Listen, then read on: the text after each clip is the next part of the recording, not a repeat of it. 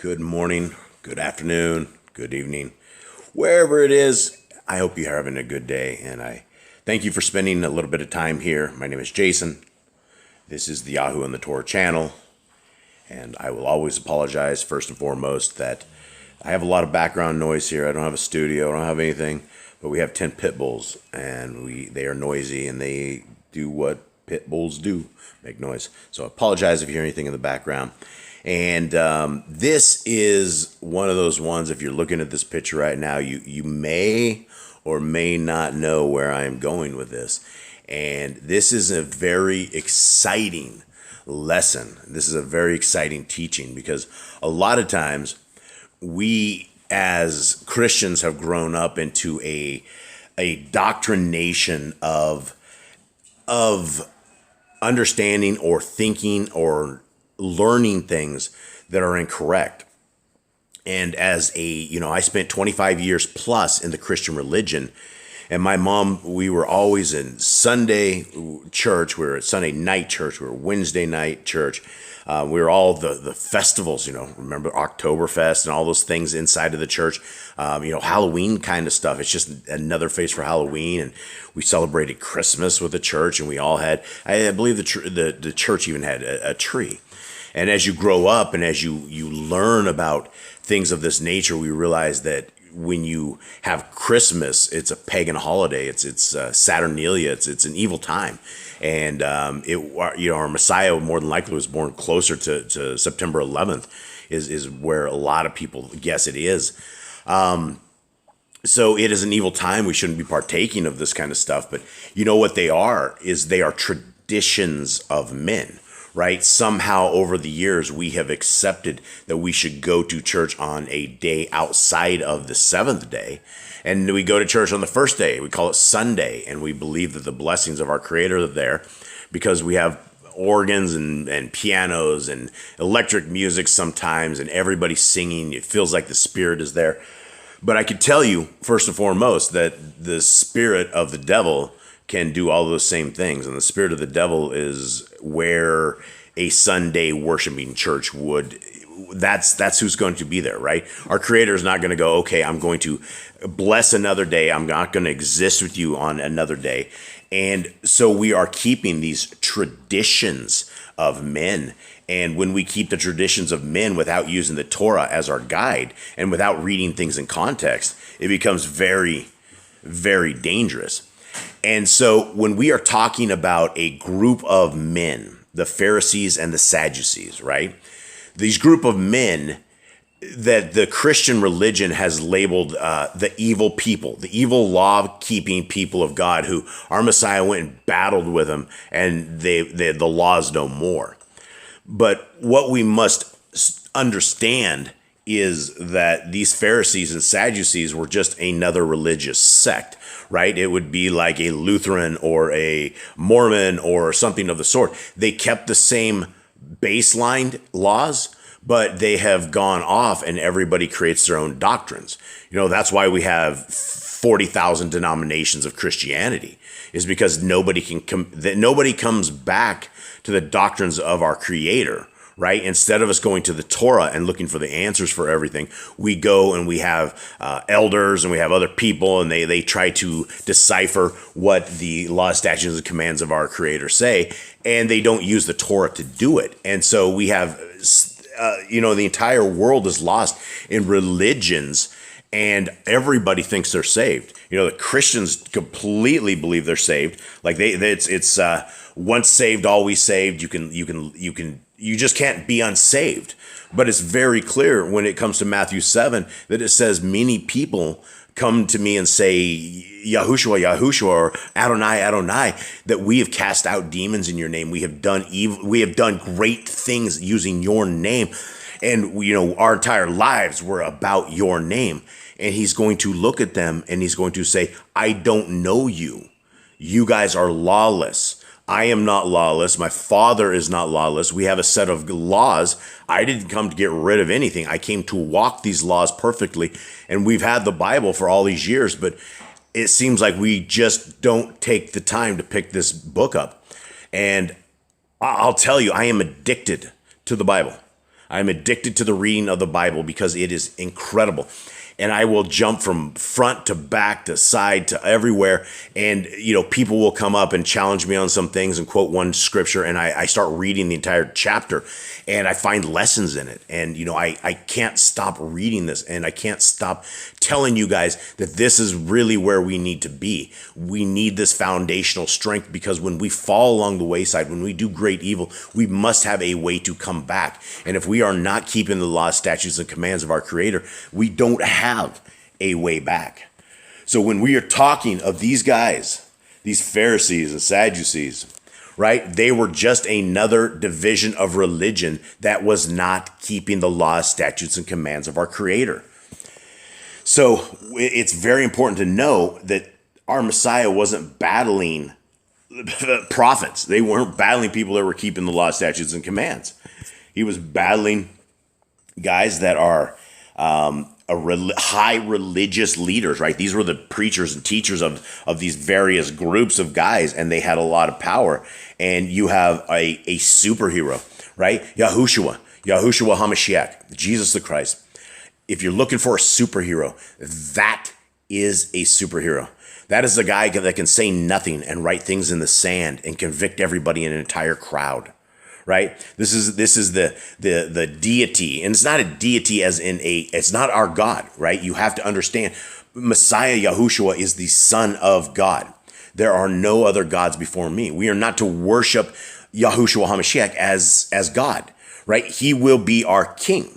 He will reign for us. He will be the leadership part of Mount Zion. He will be the leadership of when something is going to be saved. He is going to be the one that comes and saves us, right? We are looking to him as a sword of iron, as his breath is able to destroy everything around him. And so we must understand, that our Messiah is the Son of the Most High. He came to walk this Torah perfectly. And so when we are looking at Scripture, and this is an incredible set of words and things that we should all slowly read and come to an understanding of what is meant. Because if we take one verse out of context, it's not going to work. We're not going to have the doctrine right. Mark 7:1. Then came together unto him the Parashim, which are the Pharisees, right? And they weren't Pharisees, Parashim, and certain of the scribes, which came from Jerusalem. And when they saw some of his Talmidian, his people, right, his disciples, eat bread with defiled, that is to say, with unwashed hands, then he found fault. So right here, all these Pharisees and Sadducees, they came and saw that his disciples had not washed their hands, right? They're like, hey, that is wrong. But this is where, if you guys do not know the Torah, you wouldn't know what we're saying here, because nowhere in the Torah does it say we need to wash our hands to eat. It doesn't say that. There's ceremonial washings that we must absolutely do to enter temples and to become clean and things of that nature. And it's probably a tremendously good idea that we wash our hands, but there is no law that says that. Verse 3, for the Parashim and all the Yahudim, except they wash their hands oft, eat not, holding the traditions of the elders.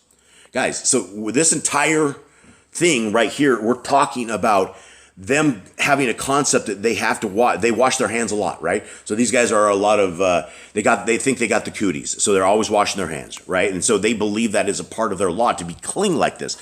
But that is not what our Creator has ever said. In fact, we're dirty people. We are completely dirty people. Humans can get super dirty. We sweat. We get dirty, right? But these guys have a hand washing party. Verse 4, and when they come from the market, except they wash, they eat not. And many other things there be, which they have received to hold, as the washing of cups and pots, brazen vessels, and of tables. Guys, none of this stuff is part of the law. Everything they said right here, none of this exists in the Torah. It doesn't say anything about having to wash tables. It doesn't say I have to wash cups. There are temple stuff, right? How you wash them, what you do with them, all this kind of stuff. But that has nothing to do with us in our normal home to home. So verse 5, then the Parashim and the scribes ask him, why walk not your Talmidian according to the tradition of the elders, but eat bread with unwashed hands? This entire conversation right here has to do with them not washing their hands. And the Christians will take these verses right here, and verse 6 right here is repeating the Torah. This is repeating the Torah and the prophets. They say this all the time. Verse 6, he answered and said unto them, well, Yeshayahu, and Yeshayahu is Esaias. Yeshayahu, and if you notice all these old school names, they've changed everything, right? To Esaias, right? It's not them. But look at Yahoo is in most of these, right? You look at the old name prophets and you will see Yahoo, just a ton of Yahoos in there. And so verse 6 again. Well, has Yahoo prophesied of you hypocrites, as it is written, this people honors me with their lips, but their heart is far from me. Howbeit, in vain do they worship me, teaching the doctrines of the commandment, the commandments of men. For laying aside the commandment of Elohim, ye hold the tradition of men as the washing of pots and cups, and many other such like things ye do. And he said unto them, full well, ye reject the commandment of Elohim, that ye may guard your own tradition. Right? These guys are not people of our Creator, right? They are out of covenant because they have a whole nother set of religions and doctrines inside of their religions. And so, verse 10, for Moshe said, honor your father and your mother, and whoso curses father or mother, let him die the death. But ye say, if a man shall say to his father or mother, see, this is another tradition and law outside of the Torah that these guys hold traditions. He's saying, look, here's another one. Not just do you do this, but ye say, if a man shall say to his father or mother, it is Corban. That is to say, and Corban is something brought near the altar. That is to say, a gift, by whatsoever you might be profited by me, he shall be free. And ye suffer him no more to do aught for his father or mother. So basically, they allow a kid who is, as the Torah is, we're supposed to take care of our family, right? We're not supposed to leave the old in nursing homes and things of this nature. We're supposed to take care of everybody. Family is a huge, important part of it. And so they have other laws that are basically separating the kids from their parents. And it's not right. Verse 13, making the word of Elohim of no effect through your tradition, which ye have delivered, and many such like things do ye. And when he had called all the people unto him, he said unto them, hearken unto me, every one of you, and understand. There is nothing from without a man that entering into him can defile him, but the things which come out of him, those are they that defile the man. So, guys, this is where the Christian religion, right out of the gate, will take this, and they will run with it, right? This is the only verse that in the Christian religion, when they are defending eating pork and unclean foods and horrible, horrible things, which they love to do. Christians, I challenge you to put your pork away and adhere to the calling of our Creator, right? How good is that pork that you're willing to give up your I don't know, at the very least, you're going to have to explain it to a very upset Creator who thinks pork is abominable, right? So this is it, right? Mark 7:15, I hear this hundreds of times, and they say, there is nothing from without a man that entering into him can defile him. But the things which come out of him, those are they that defile a man, right? And so when you make your food cling because of this statement, that's insanity, because the whole 14 verses before this, it's talking about washing the hands and the traditions, how they're screwing this thing up. And so he's like, you're not going to have grubby stuff on your hands that make you sick, right? And yes, we should wash our hands. But he's like saying, like, if you're out in the wilderness, you don't have soap and, it's natural, right? Just do what you can to splash some water on your hands. It's not going to kill you. It is not going to kill you. And that is what our Messiah says. Verse 16, if any man have ears to hear, let him hear. And when he was entered into the house from the people, his Talmudian asked him concerning the parable. And he said unto them, and I love this. I love this statement because I feel like this a lot. I feel like I lack understanding. I don't understand this. And he said unto them, are ye so without understanding also? Do ye not perceive that whatsoever thing from without enters into a man, it cannot defile him, because it goes not into his heart, but into the belly, and goes out into the draught, purging all food. right? Our system that our Creator has built for us is awesome, right? If we accidentally intake something, it is not going to kill us. That does not say you can eat pig because it's not even food. That is not considered food. Leviticus 11 is what is our food laws, right? And it is, we shouldn't be eating pig. We shouldn't. And these are not commands to go eat swine, guys. You have to read this stuff in context. Verse 20, and he said, that which comes out of the man, that defiles the man. For from within, out of the heart of men, proceed evil thoughts, adulteries, fornications, murders, thefts, covetousness, wickedness, deceit, lasciviousness, an evil eye, blasphemy, pride, foolishness. Now, guys, when I go through that list right there, I condemn myself on all this stuff, right? There's so many things that we can just, when our minds are thinking and we're producing evil. And, that's a problem when we watch movies and listen to music and things of that nature. We are programming our mind. Our mind has great evil. We are capable of great evil because we have seen what Hollywood produces and their evil minds and things of that nature, right? We've corrupted our minds.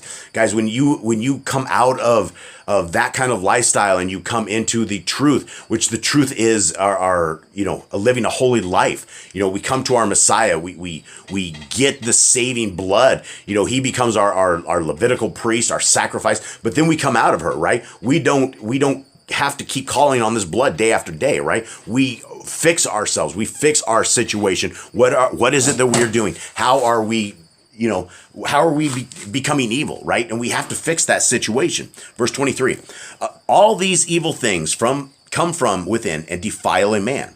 And from thence he arose and went into the borders of Zor and Zidon and entered into a house and would have no man known it, but he could not be hid, right? And this is awesome. I love this part right here. This right here, you got to understand, this is amazing. This woman, for a certain woman whose young daughter had an unclean ruach, and so she was possessed, heard of him and came and fell at his feet. This woman was a Yavani. Guys, somebody out of Greece, right? So this was a foreigner to our Messiah, right? I don't even know how she spoke to him. I don't think they spoke the same language. Maybe, I don't know. I don't know if our Messiah spoke Greek. I just don't know. So she was Greek, right? So it would be like a foreigner coming to you, a Syrophoenician by nation, and she besought him that he would cast forth the devil out of her daughter. But Yahushua said unto her, let the children first be filled, for it is not meet to take the children's bread and to cast it unto the dogs. Guys, what in the world does this mean? It's okay. So our Messiah came for the house of Yisrael, which is you and me and everybody, right? Anybody who will listen to what he has to say. If you follow the laws, statutes, and commands of our Creator, you are Yisrael, right? And so he came first to teach Yisrael, the people, his disciples, what exactly he was talking about the good news, about all of this. He was there for them to teach them first. Right, primarily, and that's so that they could go out and they could feed the rest of the world. Right, this is who his business plan was, and this is what his people were, and this is why he existed with them. And so this woman comes and begs him, and she's like, Yahushua, she's like, and he says something just crazy. Let the children first be filled. Who are the children? The children are Yisrael, right? Those are the people he's sitting there teaching and helping. And this woman, she goes, and she answered and said unto him, yes, Adonai. Yet the dogs under the table eat of the children's crumbs. Guys, that is. I had to actually go and figure this. I had to go and ask a good friend of mine, Todd Bennett of Shema Israel, of what exactly did this mean. And it's basically a sign of faith. She's basically saying, look, Messiah, give me the crumbs. I know you're there to fill the children up, but even the dogs under the table have food. And he's like, what'd he say to her? And he said unto her, for this saying, go your way. The devil is gone out of your daughter. And when she was come to her house, she found the devil gone out and her daughter laid upon the bed. Guys, I'm going to wrap this one up right here. And guys, I hope you guys are learning. I hope you guys make it to the end of these videos. I know that the duration of these is real small, so there's only a very small amount of you guys that actually make it to the end of videos. Bless you guys for even listening, for spending your time with me on this and spending the time with Yah. And I hope you guys are reading your Bibles. Don't take what I say. You know, nobody needs to take what I say. If you study to show yourself approved, a workman that needeth not to be ashamed, as you rightly divide the word of truth. And the Christians say that when they want to live in sin and they don't want to live like, you know, they could do. I've heard that verse used for lawlessness at all the time. But if you're rightly dividing the word of truth, your base, your cement foundation must come from the Torah. If you come from somewhere else, you don't have a base, you don't understand. And so, guys, take this time and read Genesis, Exodus, Leviticus, Numbers, and Deuteronomy in a version you can understand. Apply it to your life. See how good your life can be when you guys are keeping the laws, statutes, and commands of our Creator. Much love to everybody. I'm out.